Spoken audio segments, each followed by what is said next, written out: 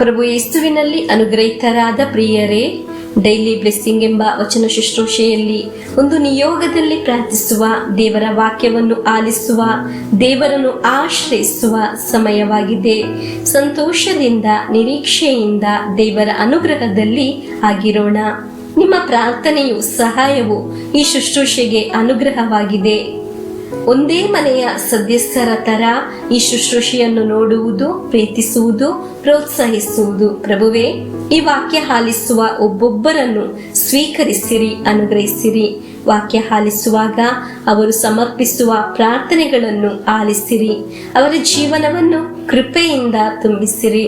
ಹೃದಯದಿಂದ ಪ್ರಾರ್ಥಿಸುತ್ತೇನೆ, ಇವರ ರೋಗಗಳು ಸೌಖ್ಯವಾಗಲಿ, ಸಮಸ್ಯೆಗಳು ಬಿಡುಗಡೆಯಾಗಲಿ. ಇವರ ಜೀವನದಲ್ಲಿ ನಿಮ್ಮ ಶಕ್ತಿಯನ್ನು ಪ್ರಕಟಿಸಿರಿ. ವಾಕ್ಯ ಆಲಿಸುವ ತಂದೆ ತಾಯಿಯರೇ, ನಿಮ್ಮ ಮಕ್ಕಳು ಒಳ್ಳೆಯ ರೀತಿಯಲ್ಲಿ ಬೆಳೆದು ಬರಲು, ನಿಮ್ಮ ಕುಟುಂಬದಲ್ಲಿ ಐಕ್ಯತೆಯು, ಪ್ರೀತಿಯು ಉಂಟಾಗಲು ದೇವರು ಅನುಗ್ರಹ ನೀಡಲಿ ಎಂದು ಪ್ರಾರ್ಥಿಸುತ್ತೇನೆ. ಪ್ರಿಯರೇ, ಒಂದು ಬೆಳಕಿನಿಂದ ಇನ್ನೊಂದು ಬೆಳಕನ್ನು ಹತ್ತಿಸುವ ತರ ದೇವರ ವಾಕ್ಯದಿಂದ ಮತ್ತೊಂದು ಅನುಗ್ರಹವನ್ನು ಹತ್ತಿಸಿ ತೆಗೆಯುವ, ಅದು ಆ ವ್ಯಕ್ತಿಯನ್ನು ಮಾತ್ರವಲ್ಲ, ಆ ಕುಟುಂಬದ ಪೂರ್ತಿ ಬೆಳಕನ್ನು ಉಂಟು ಮಾಡುತ್ತದೆ.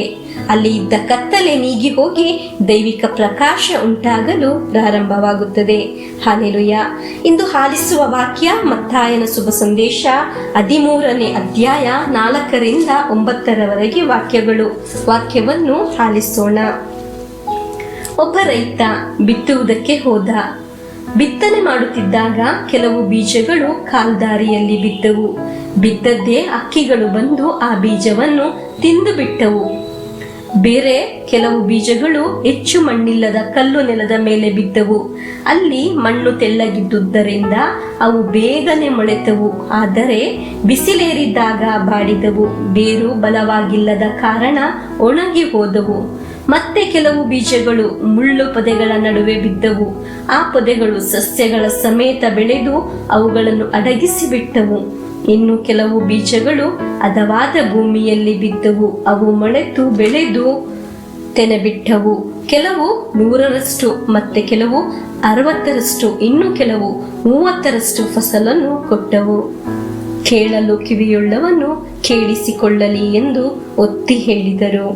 ಪ್ರಿಯರೇ, ವಾಕ್ಯವಾಗುವ ಬೀಜ ಬಿತ್ತುವ ದೇವರ ನಿಯೋಗ ಇರುವ ಶುಶ್ರೂಷೆಯಾಗಿದೆ ಈ ಡೈಲಿ ಬ್ಲೆಸ್ಸಿಂಗ್ ಶುಶ್ರೂಷೆ. ಈ ಶುಶ್ರೂಷೆ ಬಿತ್ತುವುದು ವಾಕ್ಯವಾಗುವ ಬೀಜವಾಗಿದೆ. ಬೀಜ ಬಿತ್ತಿದ ಒಡನೆ ಇಲ್ಲದೆ ಮಾಡುವ ಶಕ್ತಿ ಇದೆ. ಸೈತಾನನು ಕೆಲವೊಮ್ಮೆ ನಮಗೆ ಕುತಂತ್ರವನ್ನು ಮಾಡುತ್ತಾನೆ. ನೀನು ಇಷ್ಟು ದಿನ ಆಯ್ತಲ್ಲ ವಾಕ್ಯ ಆಲಿಸಲು ಪ್ರಾರಂಭಿಸಿ, ಮತ್ತೆ ಆ ವಾಕ್ಯವೆಲ್ಲಿ ಎಂದು. ಪ್ರಿಯರೇ, ನಾವು ಆಲಿಸಿದ ವಾಕ್ಯಗಳು ನಮ್ಮಲ್ಲಿದೆ. ನಾವು ಒಂದು ಸಹ ಹಾಳಾಗಿಲ್ಲ ಎಂದು ಹೇಳಲು ಸಾಧ್ಯವೇ? ನೀವು ಪ್ರಾರ್ಥಿಸುವಾಗ ಯೋಚಿಸಬೇಕು, ವಾಕ್ಯಗಳೆಲ್ಲ ನನ್ನ ಹೃದಯದಲ್ಲಿ ಅಳಿಸಿ ಹೋಗದ ರೀತಿಯಲ್ಲಿ ನಾನು ಸ್ವೀಕರಿಸುವುದು. ವಾಕ್ಯವು ಅಳಿಸಿ ಹೋಗದ ರೀತಿಯಲ್ಲಿ ನಾನು ಸ್ವೀಕರಿಸುತ್ತೇನೆ ದೇವರೇ. ಸೈತಾನನು ಕೇಳುತ್ತಾನೆ ಅನೇಕ ಪ್ರಶ್ನೆಗಳನ್ನು.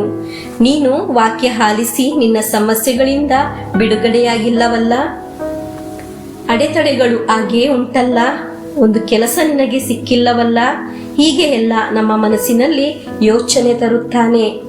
ಆಗ ನೀನನ್ನು ನೆನೆಸಬೇಕು, ವಾಕ್ಯವನ್ನು ಕುಕ್ಕಿ ತಿನ್ನಲು ಯಾರೋ ಹಾರಿ ಬಂದಿದ್ದಾರೆ ಎಂದು, ಅದು ನಶಿಸಿ ಹೋಗಲು ಯಾರೋ ಸುತ್ತಮುತ್ತ ಇದ್ದಾರೆ ಎಂದು. ಅದಕ್ಕೆ ಈ ಚಿಂತೆ ನನ್ನಲ್ಲಿ ಬಂದಿದೆ ಎಂದು. ವಾಕ್ಯವು ಒಂದು ಬೀಜದ ತರ ಬಿದ್ದರೆ ಅದು ಬೇರು ಹಿಡಿಯಲು, ಬೆಳೆಯಲು ಒಂದು ಸಮಯವಿದೆ. ಅದರಲ್ಲಿ ಎಲೆ ಬರಲು, ಅದರಲ್ಲಿ ಒಂದು ಫಲ ಉಂಟಾಗಲು, ಉಳಿತು ಬರಲು ನಮಗೆ ಒಂದು ಸಮಯವಿದೆ. ಪ್ರಿಯರೇ, ದೇವರ ವಾಕ್ಯ ಆಲಿಸಿ ಸ್ವೀಕರಿಸುವ ನಿಮಗೆ ಇರುವ ಅನುಗ್ರಹದ ಫಲ ಬರುತ್ತಾ ಇದೆ. ಹಲ್ಲೆಲೂಯ. ನೀವು ಆಲಿಸಿದ ವಾಕ್ಯ ನಿನ್ನಲ್ಲಿ ಫಲ ಬಿಡದೆ ಇರುವುದಿಲ್ಲ, ಅದು 100% ಫಲ ತರುತ್ತದೆ. ಹಲ್ಲೆಲೂಯ. ವಾಕ್ಯ ಆಲಿಸುವಾಗ ನೀವು ಹೇಳಬೇಕು, ನಾನು ಇಂದು ಆಲಿಸಿದ ವಾಕ್ಯ ಒಮ್ಮೆಯೂ ನಷ್ಟವಾಗಲು, ಒಣಗಿ ಹೋಗಲು ನಾನು ಅನುಮತಿಸುವುದಿಲ್ಲ. ವಾಕ್ಯವು ಒಳ್ಳೆ ನೆಲದಲ್ಲಿ ಬಿದ್ದ ಬೀಜ ಬೆಳೆಯುವ ತರ ನಾವು ಸ್ವೀಕರಿಸುವುದಾದರೆ ಆ ವಾಕ್ಯದಲ್ಲಿ ನಾವು ಬೆಳೆಯಲು ಪ್ರಾರಂಭಿಸುತ್ತೇವೆ.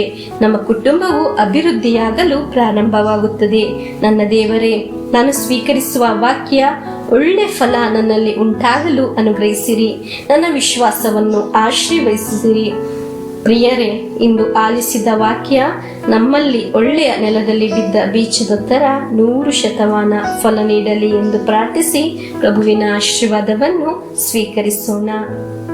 ನಮ್ಮ ಪ್ರಭು ಯೇಸುಕ್ರಿಸ್ತರ ವರಪ್ರಸಾದವು, ದೇವರ ಪ್ರೀತಿಯು, ಪವಿತ್ರಾತ್ಮರ ಅನ್ಯೋನ್ಯತೆಯು ನಮ್ಮೊಡನೆ ಇರಲಿ.